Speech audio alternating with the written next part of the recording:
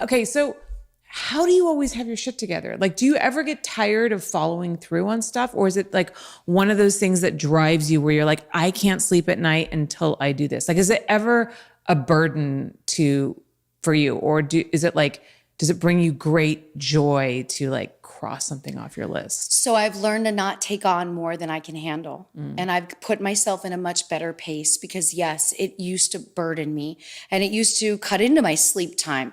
I had no social life for a period of my time in the industry. Now that I became a minimalist and I got rid of 75% of my belongings and moved into an apartment and simplified my life, I only take on what I really want to be invested in. And I've spent more time, whether it's virtually, even during the pandemic, FaceTime, or with people in the past 2.5 years than I had in 20 years. More quality time with my friends. More every night I'm on a FaceTime for 2 hours with a different friend. Just connecting with people because before I had so much on my to-do list. And as the person that I am, I had to get it done. So what would sacrifice would be me, my being. So now I just pick my pleasure. And the things that I'm committed to, I commit, but I say no to a lot more than I ever have. And I allow myself days like where I'm going to get a massage and then I'm going to go home and either watch some horrible binger of like 90 Day Fiance, some trash TV, or I'm going to read, but I will take a day where I don't talk to anybody and I just want to be doing nothing. So from the exterior, it looks like I'm working all the time. But really, I've just paced myself to kind of perfect the projects that I'm doing and not overwhelm myself with things that I really don't want to do. You know it's a no. When someone asks you and you're like, I really don't want to, but I'm going to because I need the work, or I'm going to because I like them, or I'm going to, I don't have those ties in New York. I had them here. Yeah. See, I struggle with that so much. And that's something that I've been thinking about a lot because look, I'm fortunate enough that I built a brand and a name that people come to me for stuff, especially since I did the podcast. I can't tell you how many people come to me. They want me in their documentary. They want to interview me for this. They want to interview me for that. But they don't want to pay you. Of course not. Which I understand. Like, you don't get paid for documentaries. Like, I get that, but I can't do every single document. Or I have people who just want to interview me and ask me questions about a documentary that they're doing, but I'm not going to be in it. They're using you for their homework. Right. I actually do now say to them, if you'd like to pay me a consulting fee, I'll answer all the questions you want. But my time is worth something. And they're appalled. Yeah. But I've had 2 pay me.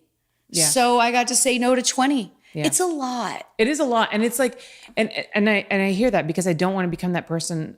Because I remember when I was trying to get somewhere and I needed advice from somebody, if they wanted a consulting fee, like what I would think about them. But you're right, because like you get to a point where I cannot say yes to everything. No. Like I just like it cut. And then, especially now that I have a child, like if I'm going to spend this day, like work for sitting down with you to be interviewed for your documentary and you're not even going to put me in it, which, that might be valuable for me in a way where I would get like FaceTime and publicity. Sure. Then I can't work on these other things that I really need to get done to make me money. Right. So it's just like, and I think that's something I didn't really understand until I'm at this place now. So I am trying to say no to more things, but like in a kind the documentaries way. Too. Quite a few times I have done things for people and then I don't like the tone of how the documentary, totally. Like they come to me with this idea, like it's going to be a positive take on the industry and we're going to talk about female empowerment and this and that.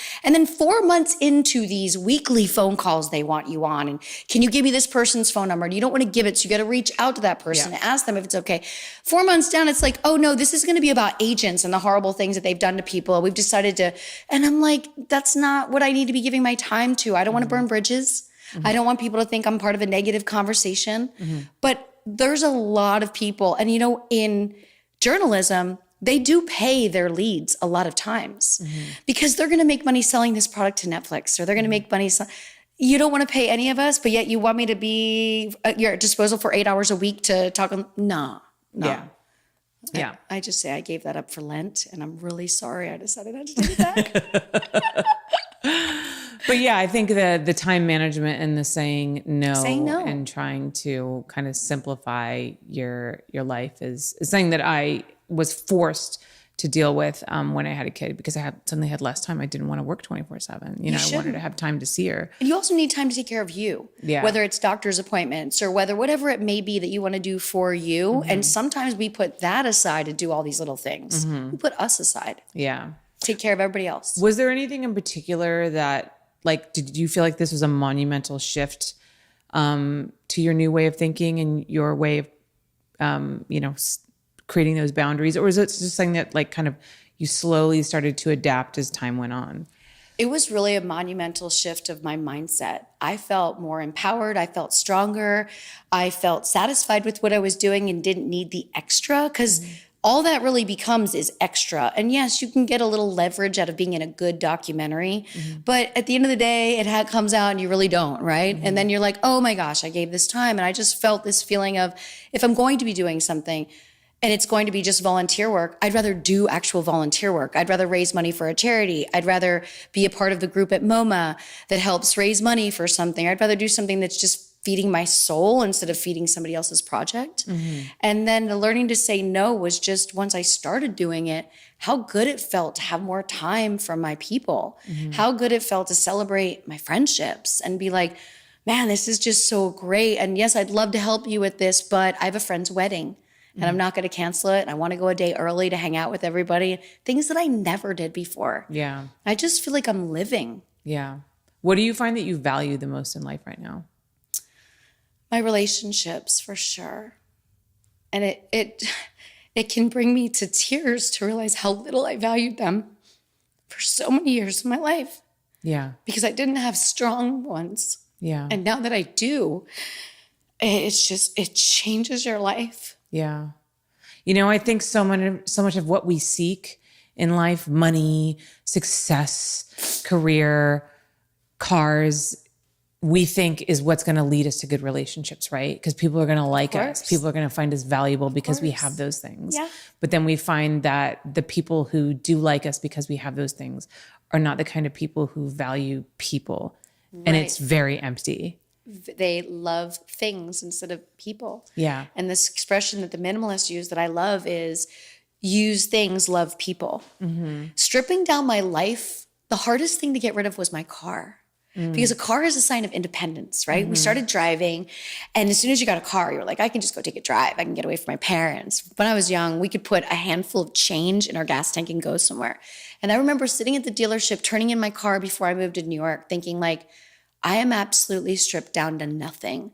There's nothing identifying me as being different than anybody else. A better car made you feel like you were better than somebody else sitting in traffic. And now I don't have a better car. I don't have a car. Yeah. And I think that, like, getting to New York December of 2019, the world closing in March of 2020, and me adapting to like having no stuff was wild, because then it was like, oh, I have all this free time because I'm not managing my stuff. So now I'm just going to talk to my friends. What do you do? When you have free time? Talk to your friends.